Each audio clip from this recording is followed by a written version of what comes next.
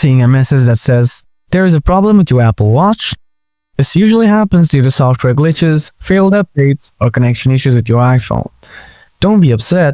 In this video, I'll show you how to solve the "there is a problem with your Apple Watch" error. Solution 1.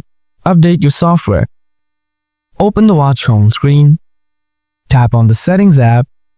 Now scroll down and then tap General. Tap Software Update. If there is a new update, then download and install the update. Solution 2. Reset network settings. Grab your iPhone. Open Settings. Tap General. Scroll down, then tap Transfer or Reset iPhone. Tap Reset. Now tap Reset network settings. Then enter the passcode of your iPhone if it asks. Tap Reset network settings again. After the reset network, go ahead and check whether your problem is solved or not. And this is the way to solve the "there is a problem with your Apple Watch" error. Hope you find this video helpful. If you have any questions, write them in the comments below. Thanks for watching.